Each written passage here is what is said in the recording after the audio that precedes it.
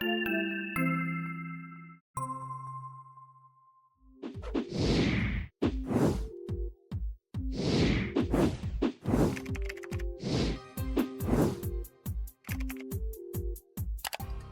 back. Richard, it's good to see you this morning. Morning, how are you? I am doing well. It's the start of September. Here we go. The last quarter. Um, we are fast approaching the last quarter of the There's year. so many Labor Day weekend. That means technically summer is ending, Yeah, but you wouldn't know it with the temperature and the humidity. But here in Florida, um, that's but right. yeah, moving into the fall season. So football, I guess football season. Well, for Americans, football season. It's starting all over the world Right. because we got the English Premier League is starting, and so it's all fun.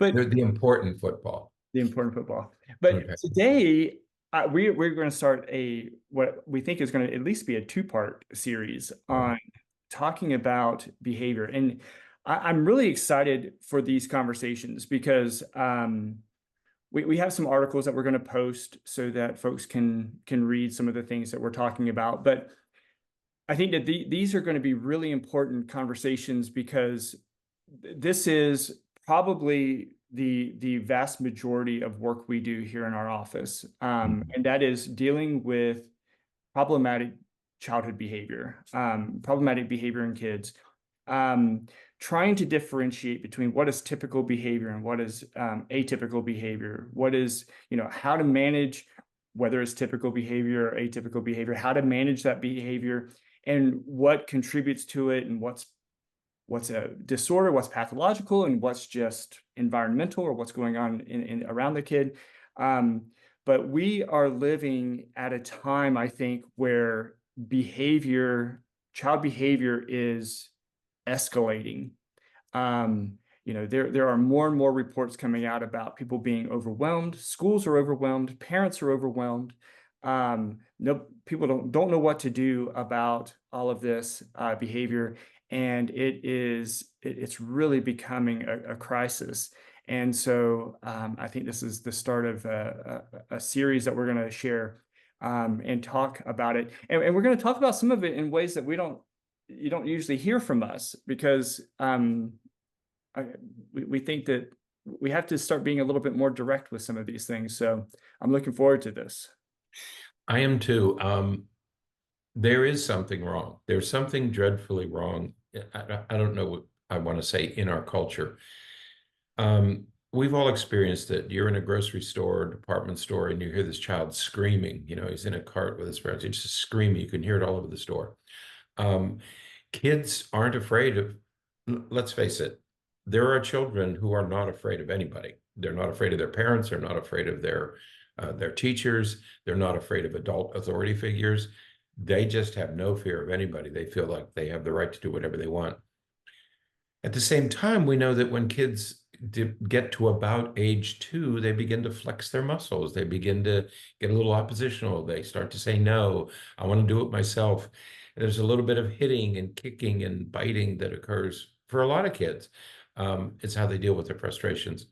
So on the one hand, you have these normal changes in behavior at about age 2 or 3. On the other hand, everybody's wondering, every parents and teachers and grandparents wonder, is this a problem? So I think the issue is, am I looking at this normal childhood terrible 2s and 3s that's going to go away? Are these normal temper tantrums that every kid has? Or do I need to be concerned about a more serious problem? And I think that's what we want to sort of very judiciously tiptoe through that area and say, is it normal? Is this normal stuff that kids do and we'll be able to manage it? Or is this something we need to be concerned about? And then how do we deal with that? Absolutely, because when you talk to and we talk to a lot of teachers, preschool teachers, Right. kindergarten teachers, all the way through.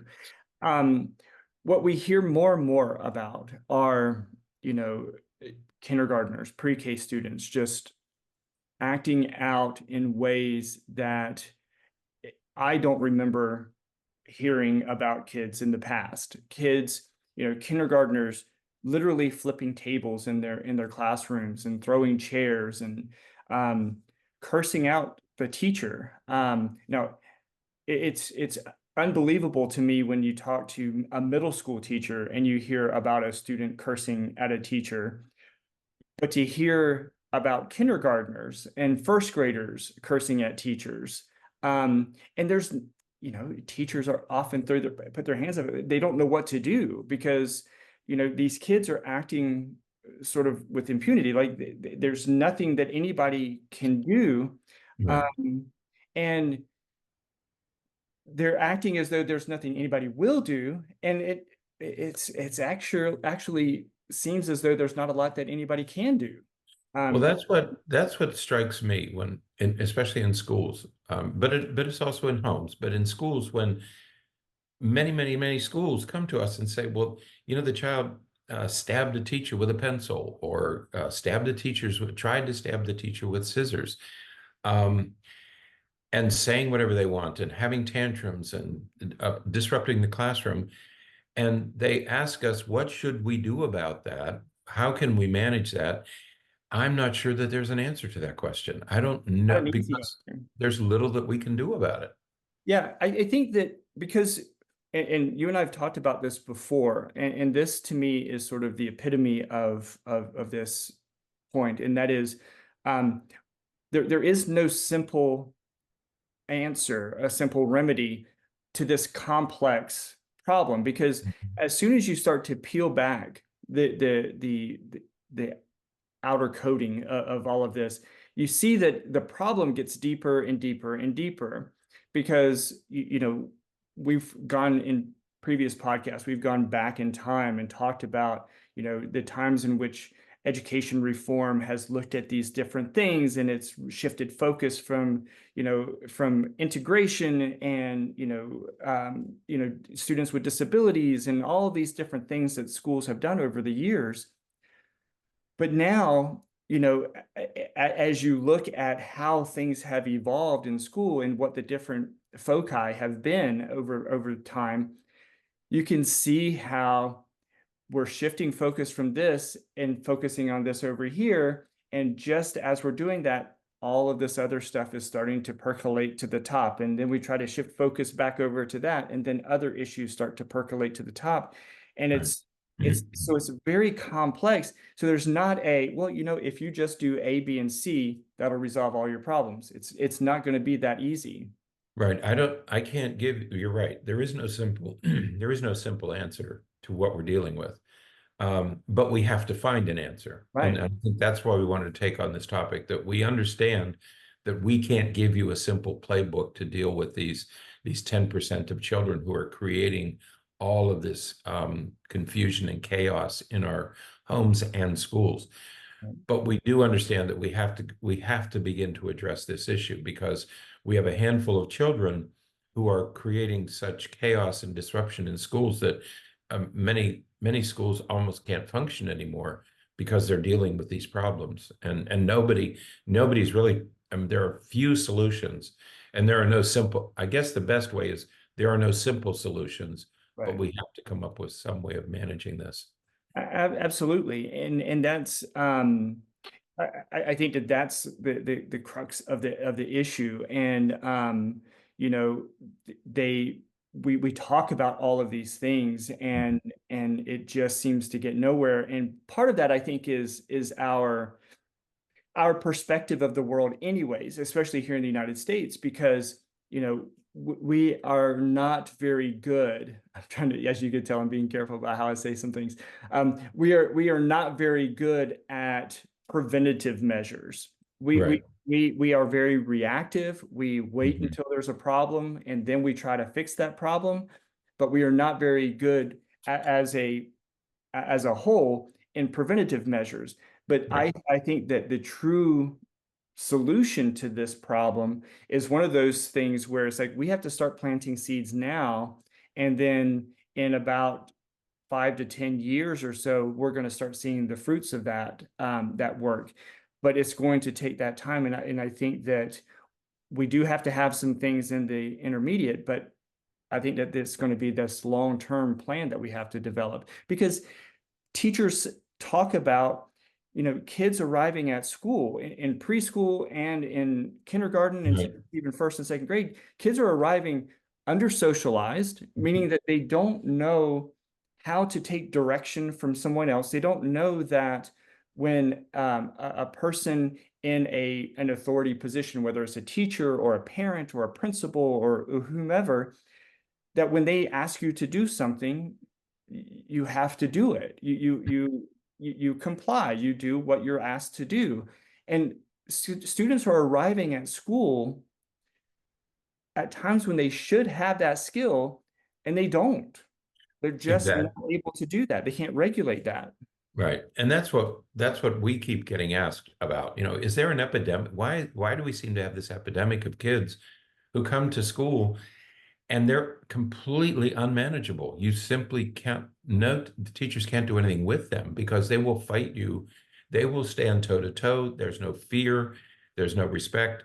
Where's this coming from? And one of the places it's coming from is that, like it or not, there are children who are under socialized. That's the best way to put it. They just don't have the social skills.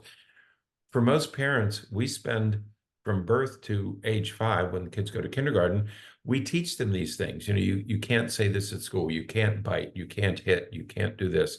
And parents take this job of socializing children very seriously, so that because they know that at age 5, the child's going to go to kindergarten and they have to be able to get along with other kids. Right. Well, not all parents take that job seriously. And so kids grow up in households where they're not taught that they have to do this and they can't do this. The second thing is, they bring these behaviors to VPK or preschool or pre-kindergarten and kindergarten and first grade classes. They bring all these behaviors with them because that's what they've grown up with. Right. They don't know any better. Nobody's ever taught them that that they can't do this or they have to do this. Um, so, is there an epidemic? Probably, because in every classroom you can count on 10 to 20% of the kids are going to be under socialized, and they're not going to have any fear. They're not going to have any respect. They're going to bring that with them, and they are going to be disruptive, and they're going to be very difficult to manage. Absolutely. So that's just one of the facts that schools are having to contend with right now. All schools are dealing with it. Right. Private schools and magnet schools have the advantage that they can remove those children. Public schools don't have that advantage. We have to figure something else out.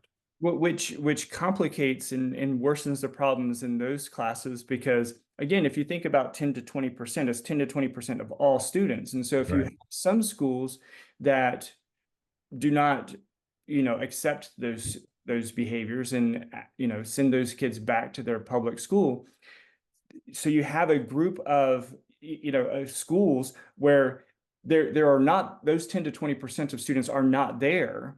And so Right. you go to the public school, the regular education public schools, and now they have a disproportionate number of those students because they're not evenly dispersed among all the schools. So now, instead of having 10 or 20% in a kindergarten class, now you have maybe 30 or 40% of students are those, because the schools that they would otherwise go to don't accept them or don't send them back. And so it makes it even more complicated for the schools that serve most students. Right. Florida is one of those states that has universal vouchers, that you can, it's touted as school choice, and that you can get a significant amount of money. In Florida, it's about $8,000 a year to send your child to a private school, which might be good for your child if there's a private school that has an opening. Right. There aren't that many that do, but also those private schools they're not obligated to manage these difficult children. And so the difficult children will eventually end up in public schools. And you're absolutely right. And I want to make sure people understand that instead of having 10 to 20% in a classroom of 20 students, you have 2 or 3 who are going to give you fits normally. But what's going to happen in states like Florida, where you put more and more children in private schools, the percentage of difficult children will go up in public schools Right. because those kids are not going to be welcome in private schools. They're going to have to public schools. So instead of having 2 or 3 students, you might have 5 or 6 students in a Absolutely. classroom. And then you're dealing with a major management problem. So this whole thing about school choice and vouchers, that's a two-sided coin. Mhm. There's some good things, but there's some problems with it that we're not dealing with yet. Absolutely. And so many of these problems, many of these concerns and issues begin earlier in the child's life. We think about, well, we're going to start this is with the terrible twos, right? Right.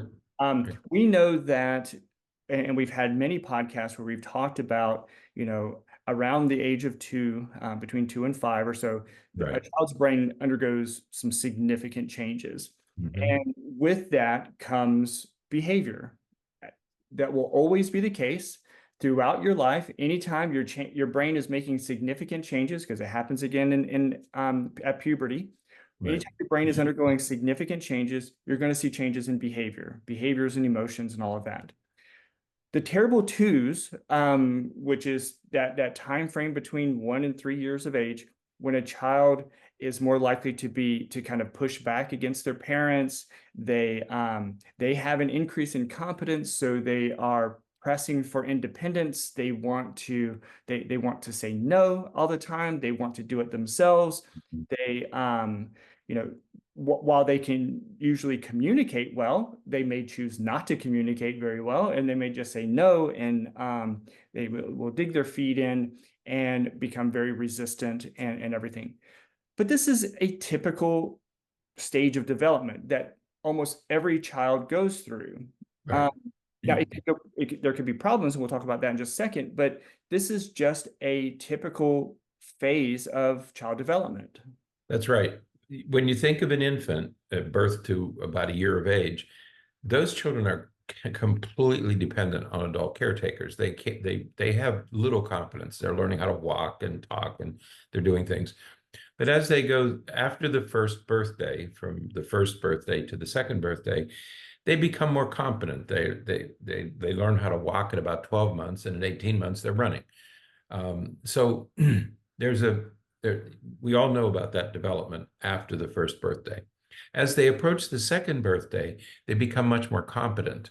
And and for some kids it starts at 14 or 15 months, and for other kids it starts at 18 or 19 months. But somewhere between the first and second birthday, you have increased competence. They understand more. They can resist.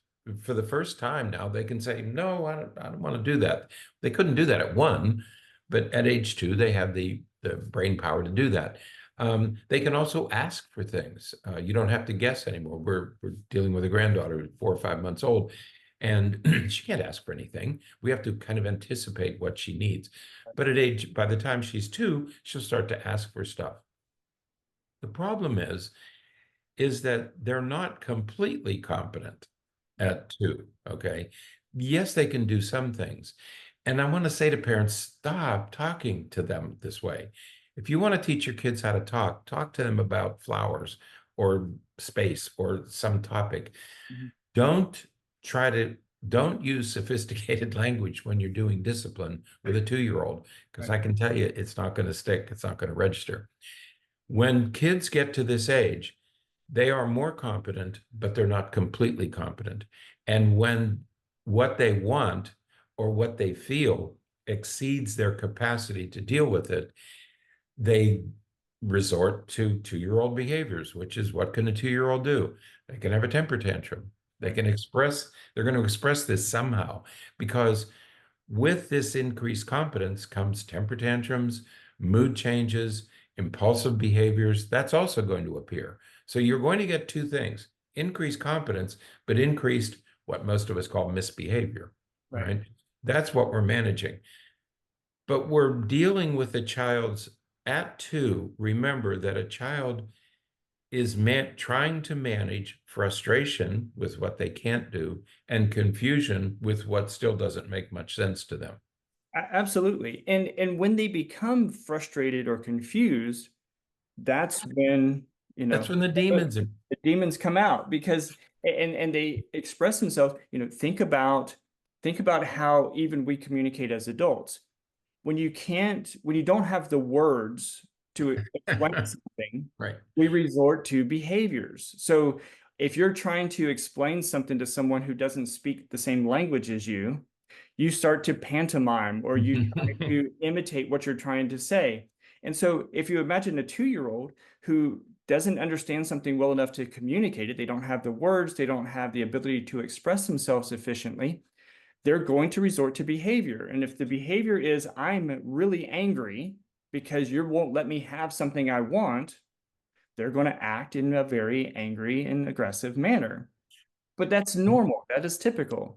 And adults do that too. We're guilty. I had a friend who used to say, cursing is the attempt of a feeble mind to express itself forcefully. When do we start screaming and yelling? When we get so frustrated, when we get overwhelmed, that's when we start screaming and yelling. We do the same thing. You Right. know, that child having a temper tantrum or kicking and screaming that's a 2-year-old. Mhm. When that child's 30, they'll curse and scream and swear at their partner, okay? Because we lose the ability, we can't manage anymore.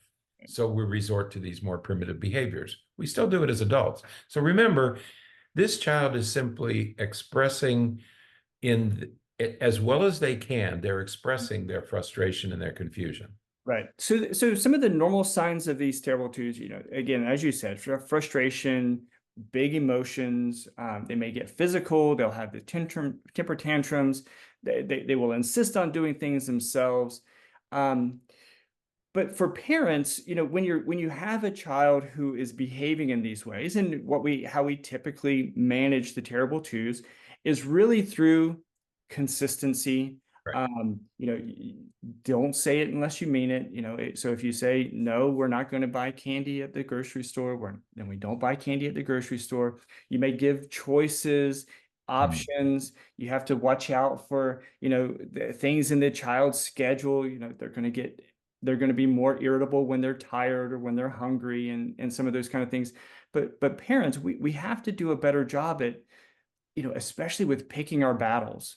My Right. goodness, you can't keep fighting over everything. Mhm. You can't keep pushing and pushing and pushing over these little things that are so insignificant, but you're going to suddenly make, something minor as significant as everything else. So picking your battles is really important. But we have to do these things to manage these typical behaviors at this stage of development.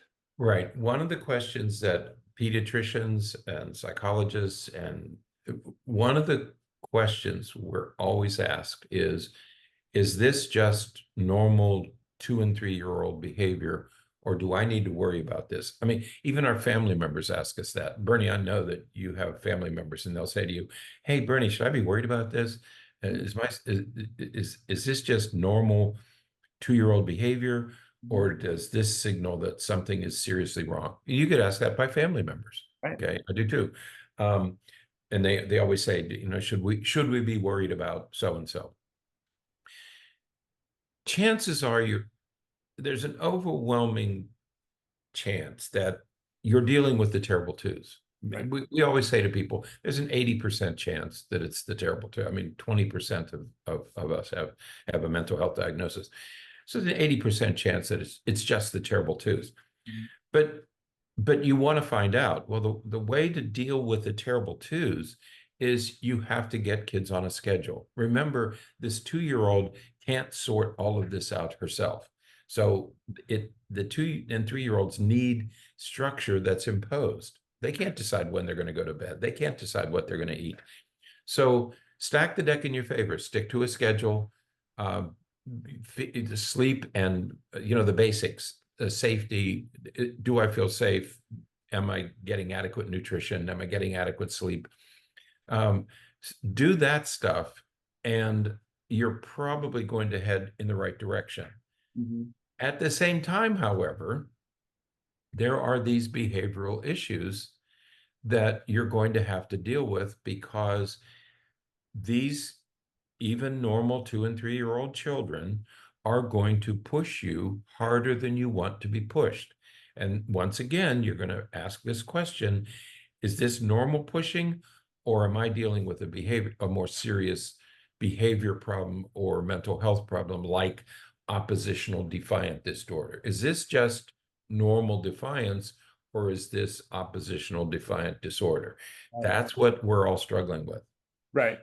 So in looking at some of that, one of the things we want parents to understand, and I hope that this comes across in the way that it's intended to come across, because we have always been proponents of like authoritative type of parenting and teaching your kids and communicating with them and like making sure that they understand the expectations and they have the skills and all that kind of Right. stuff.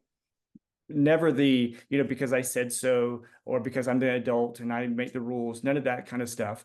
However, when kids are this age, between 2 and 3, kids have to know that when you say something, you mean it. They have to know that the parent is the authority figure. Um, we I think that we kind of confuse this idea of authoritative parenting and gentle parenting or helicopter parenting or sometimes even passive parenting.